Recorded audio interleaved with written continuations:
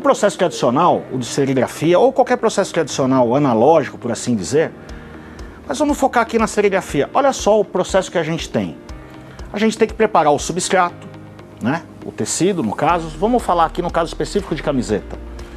Temos que tratar o desenho, Paulo, porque o desenho, sempre para a serigrafia, tem que ser feito um tratamento que a gente chama separação das cores.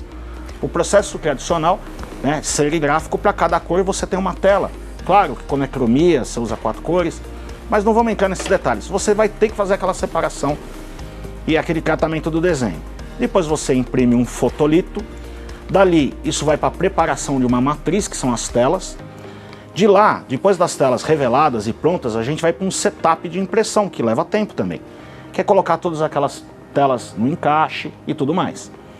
De lá a gente prepara as tintas, as cores especiais, as cores Pantone, se for o caso. E aí, de fato, nós vamos para a impressão, imprimimos e depois vem a secagem ou fixação. Passar na estufa ou prensar, né? Esse é o processo tradicional de impressão. Quando a gente vai para qualquer processo digital, no qual inclui o DTG, o DTF, mas também inclui a sublimação, a gente tem uma substancial diferença aqui, Paulo, olha lá. A gente tem a preparação do substrato também, mas olha quantas etapas a gente elimina. A gente vai direto para a impressão, né, Cláudio? Isso. E depois secagem e fixação. Se é DTF, a preparação do substrato, na verdade, é o filme de câncer, né? Você pegar o filme, preparar ele. Tá? No caso da impressão direta, é o tecido em si, tá bom? Então, processo direto DTG ou indireto DTF, olha como a gente corta etapas. Isso chama muito a atenção dos empresários, porque a gente sabe que o grande custo dentro de uma estamparia, de modo geral, está atrelado aos custos fixos, ou seja, a mão de obra. Esse é o maior custo. Todo mundo tem essa percepção, a gente sabe disso, que o maior custo é a mão de obra, porque produzindo ou não, a gente está lá pagando, né? Então, quando a gente tem um processo que a gente elimina, poxa, sempre chama a atenção, né? E alguns mercados, olha lá, Claudião, que interessante, alguns mercados migraram, que eram tradicionais da serigrafia, migraram para o digital, alguns há mais tempo, outros mais recentemente, e esses não voltam para a serigrafia porque não faz sentido. Por exemplo, empresa de outdoor. Antigamente eu atendi empresa de outdoor e era muito interessante, né? Porque para você fazer um outdoor, se eu não me engano, são 144 telas. E uma campanha de outdoor são no mínimo 5 outdoors, ou seja, você revelar 144 telas para imprimir 5 folhas, é mole? Né? Nada. Então, com a tecnologia digital de impressão, poxa, não faz sentido, né? Hoje é impressão digital que faz isso, solvente, né? Ou água. Eu tenho um amigo que a empresa que ele tem chama Inteligência de Mídia, né? Então ele sempre trabalhou com outdoor. E ele me contou uma vez numa live que era muito interessante, que ele arrumou uma briga com uma agência, porque tinha um modelo que ia ter que estar no outdoor, ele era serigráfico. E o pontinha do cotovelo do modelo mudava de folha. Isso significava que tinha que fazer mais 4 telas. Aí ele falava assim, eu não posso cortar só a pontinha do cotovelo do modelo. A agência falava, não. Fala, pô, tem que fazer mais 4 telas por causa de uma pontinha de um cotovelo, né? Então foi, de fato, pro digital e não volta. Porque não faz sentido. O mercado de outdoor também é assim, né? Às vezes o cliente está fechando na mesma semana que vai fixar o outdoor. Né? É um fato, o mercado é assim. Você fala, o cliente tem que antecipar. A gente tem que atender o cliente na demanda dele. Isso.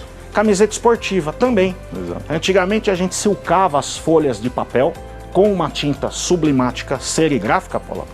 Acredita? A gente silcava o papel para depois prensar, né? Então imagina aí um time que tem aquelas listas coloridas, quantas vezes aquela folha tinha que ir e voltar para a mesa de impressão para você silcar cada cor para depois prensar. E não podia pôr imagem. Até podia, mas era tão trabalhoso que todos evitavam. Esse mercado também foi para o digital, com as impressoras, as plotters sublimáticas, e não tem por que voltar, porque geralmente um time de bairro são 22 camisas, com nome individual, número, né, patrocínio, você não vai fazer tudo isso no silk, né, sublimático.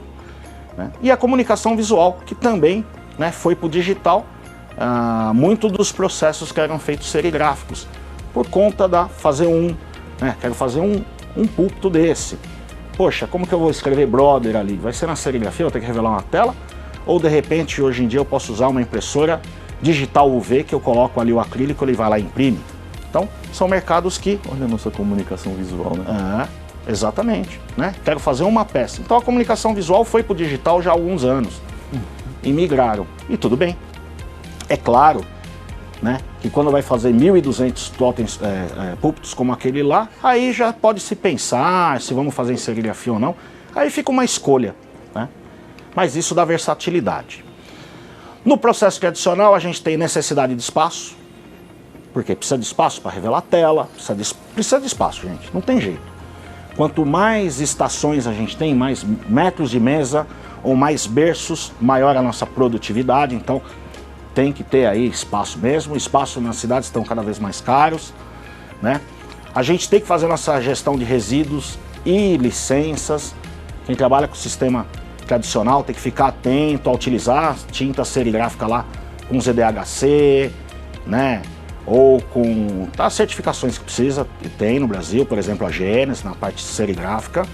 E né? Mostre, eu vou te fazer um adendo nessa parte dos resíduos e licenças. Depois vocês vão ter a oportunidade de ver o produto na demonstração que a gente vai fazer. Mas como a Roberta falou, esse produto está instalado aqui num prédio comercial de um bom nível e dentro de um escritório na Avenida Paulista e não tem tem carpete aqui no chão e não tem uma gota de tinta pelo chão espalhado, nada. Sim. Então a gestão de resíduo é zero. É zero. Vai direto somente, né? Claro, tem os processos de limpeza, mas geral 99% é o que vai na peça, né? Sim. É isso aí. E no processo lá tradicional, a gente precisa de equipamentos e mão de obra. Ou equipamentos automatizados, ou mão de obra, ou gente para estampar. No digital, a gente, espaço reduzido, como o Paulo falou bem, equipe reduzida e posso imprimir sob demanda.